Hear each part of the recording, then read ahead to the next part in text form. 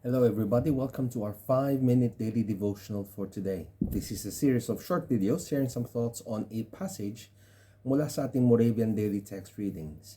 And we continue sa ating pag-aaral ng pangalawang sulat ni Pablo kay Timothy, 2 Timothy. And our passage today is taken from 2 Timothy chapter 2, verses 14 to 26. So from yesterday, Paul is illustrating that our walk with Christ and our calling in Him is illustrated in three ways. One, as a good soldier. Two, as a disciplined athlete.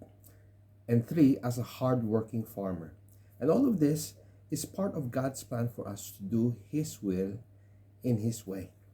Now, Paul continues on encouraging Timothy and encouraging us as well. So verse 15, we read, "Do your best to present yourself to God as one approved, a worker who has no need to be ashamed, rightly handling the word of truth."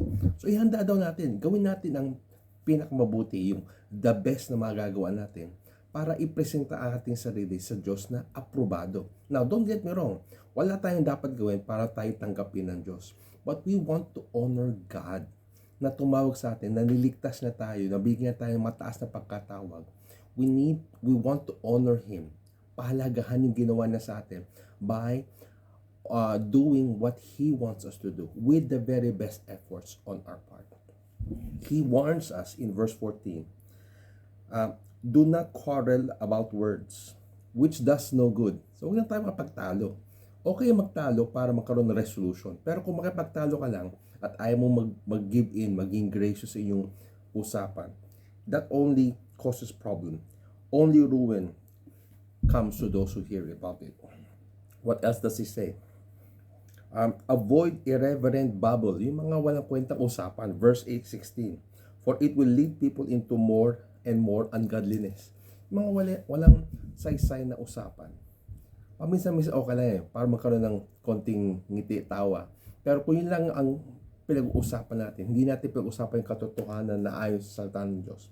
Hindi natin pinag-uusapan kung paano natin encourage ang bawat isa na gawin ang kalooban ng Diyos. Nasasayang lang ang ating pagkakataon na gawin ang kanyang kalooban. Now, he even did mention about two people, Hymenaeus and Philetus, who actually went about deceiving yung mga mananampalataya. Now, God, through Paul, reminds us there is a seal. Ito yung tanda na tayo na ang ating pagsunod ay ayon sa kalooban ng Diyos. At sa totoo lang, it humbles us. Wala tayong dapat ipagmalaki sa harapan ng Diyos. Verse 19 says, the Lord knows. Alam ng Diyos. Alam ng Panginoon. The Lord knows those who are His. Kung sino talaga yung sumusunod sa Kanya. Kung sino talaga yung naglalaan ng panahon para gawin yung kalooban niya. So, hindi natin pwedeng lokohin ng Diyos. Plus, He says here, let everyone who names the name of the Lord, lahat na tumatawag sa Panginoon na Panginoon, kung tinuturing mo ang Diyos na Panginoon, depart from iniquity. Iwasan yung mga bagay na sakit ng damdamin ng Diyos. Mga kasalanan na nagbibigay lang ng pabigat sa puso ng Diyos. All the things that offend God, we should avoid. If you call God Lord, kung tinatawag natin Panginoon si Jesus, we should avoid these things.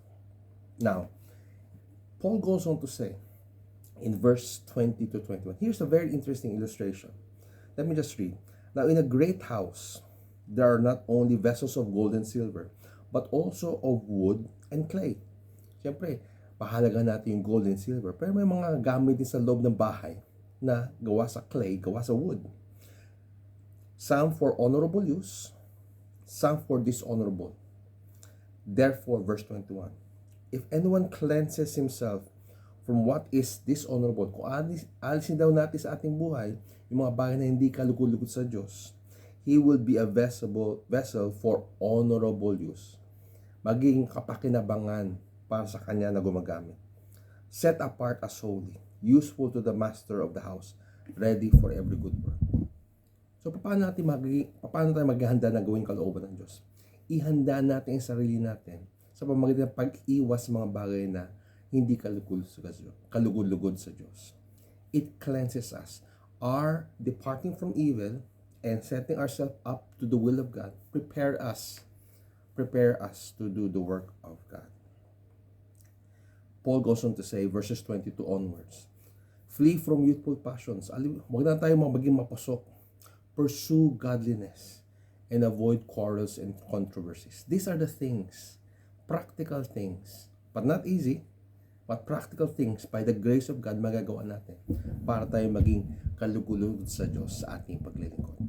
Handa na ba tayo para bigyan ng kaluguran nating Diyos?